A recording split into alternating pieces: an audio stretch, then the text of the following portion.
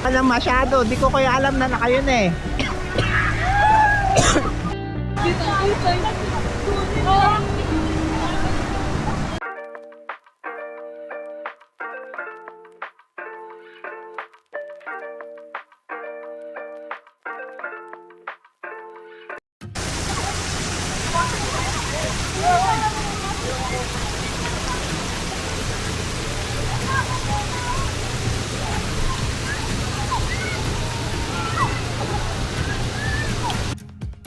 Ayan, so nakapag-locker na kami. Medyo maliliit yung mga lockers pero napagkasya namin yung mga gamit namin. So ready na kaming kung ano-ano gagawin namin. So bahala na, nag-enjoy na lang namin tong araw na ito. Sana mag-enjoy lahat. Lalo na yung pamangkin namin si Sia. So Sia, para sa iyo tong Aqua Planet Day natin. So mamaya na lang. Bye bye.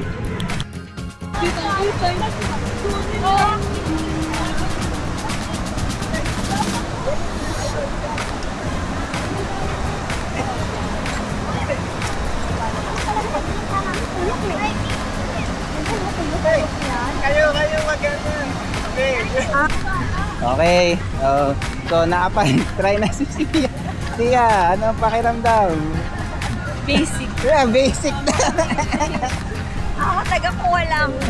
Hindi, masusunod na tayo dito sa Spiral. Saan ang daan yun? Saan daan, babe? Hindi ko alam eh. Doon yata eh. Ayun o, kumukuha sila doon oh.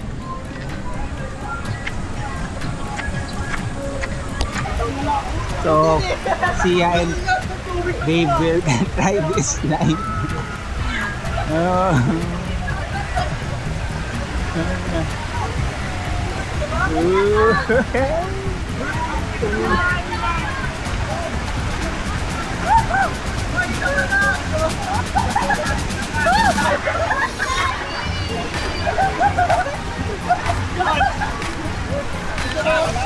Ano sila?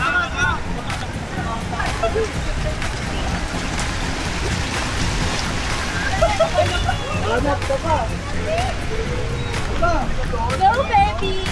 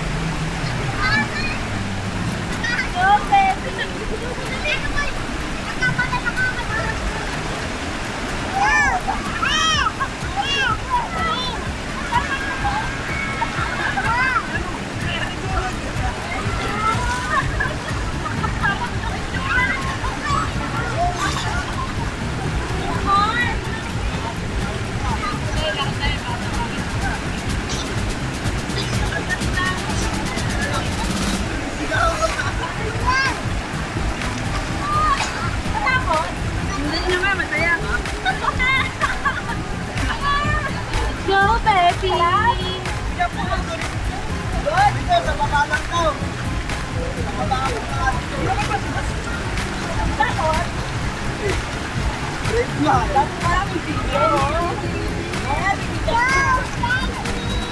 Go, baby! Sigaw mo nga!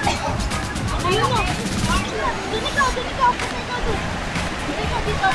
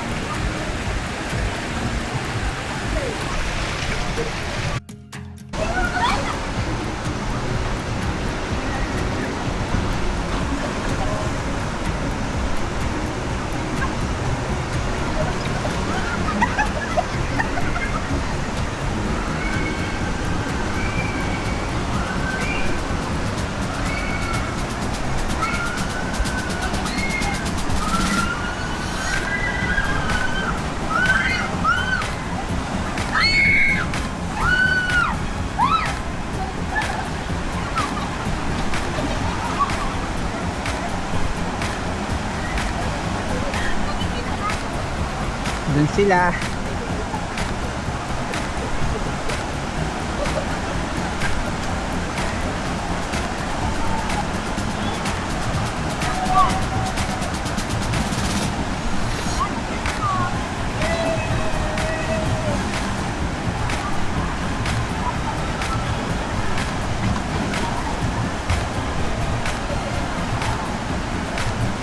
Paano ka nalalaglag ko?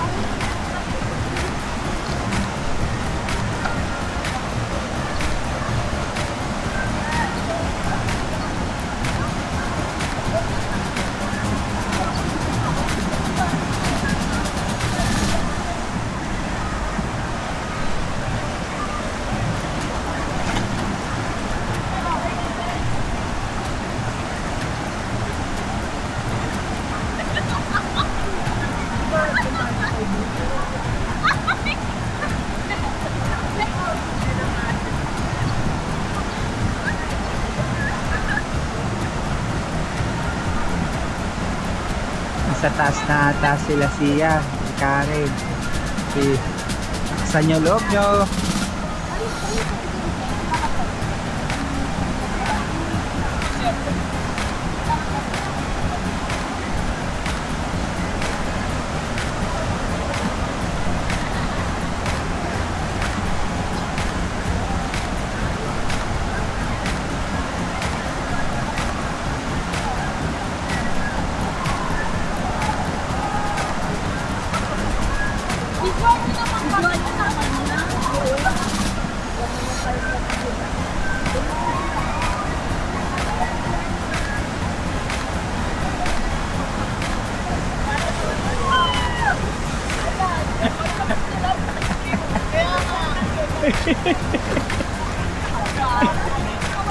Wag na!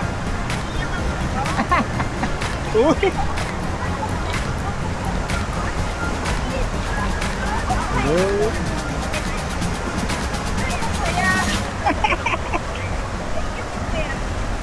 Uy, balik nyo yan.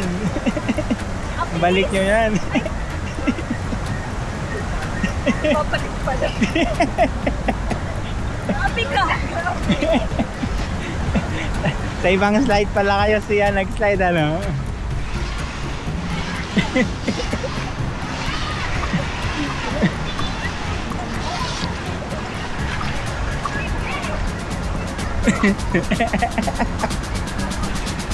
Ayan, ano? Ay, okay. Sleepers na, ano, babe? Masaya. Ang dilim. Sa baba, sa baba. Mop. So, ayan. Okay. Babe, ano? Ang saya. O, siya. Ano, siya. Magpa-vlog tayo. Babe. Hindi ako malaglag. Saan? Doon, sa slide. Bakit? Kakasigaw. Tara, hanap.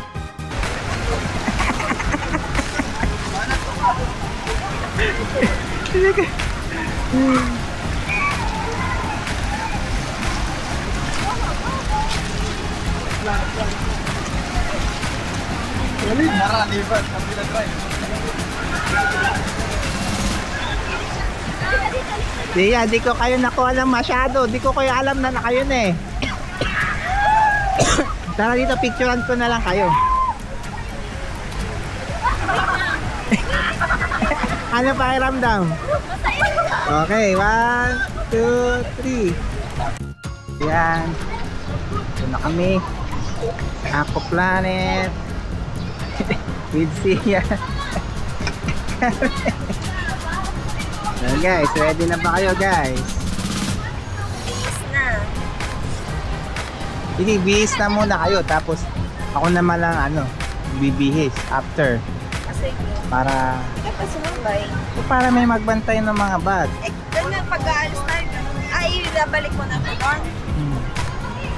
Para mamaya na lang natin kunin. O kaya, ay di, bawal na nga lumabas eh. Oo, talagang iiwan natin dito. Ayaw yung i-locker. Ha? Ayaw yung i-locker. Ikaw, locker na natin. Pagkabihis nyo na.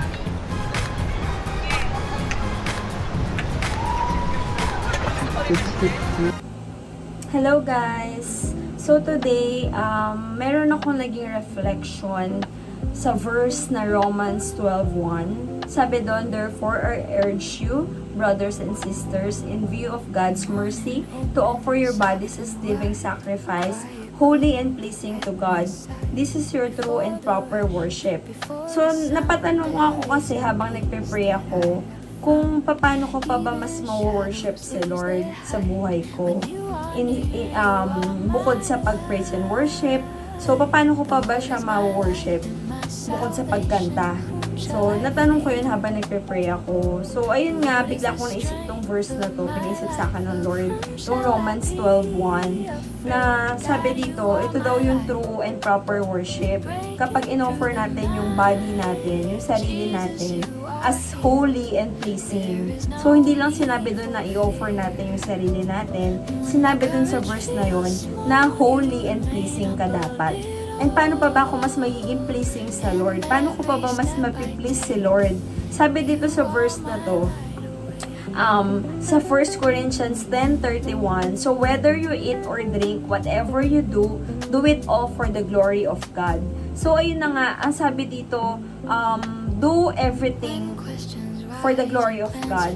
And sabi din dito, whether you eat or drink, diba, sa tingin ko kasi yan yung pinaka easiest or simplest way or pinaka mababa natin ginagawa yung pagkain, diba?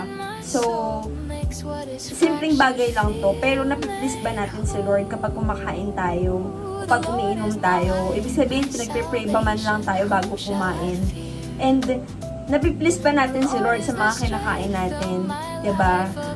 Sobra ba yung kinakain natin? Or kulang ba yung kinakain natin ng nutrisyon para sa ating katawan?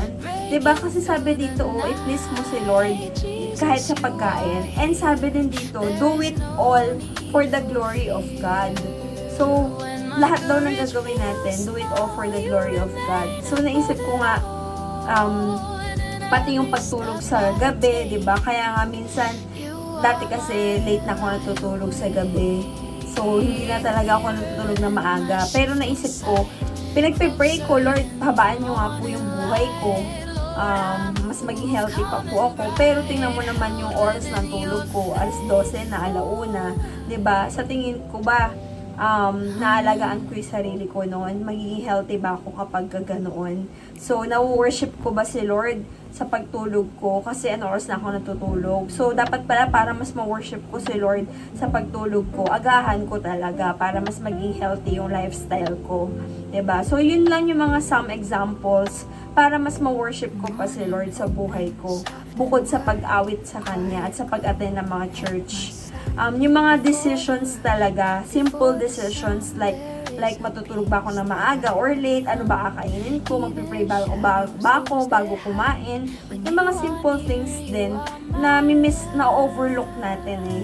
Hindi natin nabibigyang pansin, pero dapat pala bigyan din natin pansin. Kasi ang sabi ni Lord, in all your ways, acknowledge and please Him. Kaya, ayun, napakaganda nitong reminder sa bawat isa to really worship God, to offer ourself or our body as holy and pleasing to God.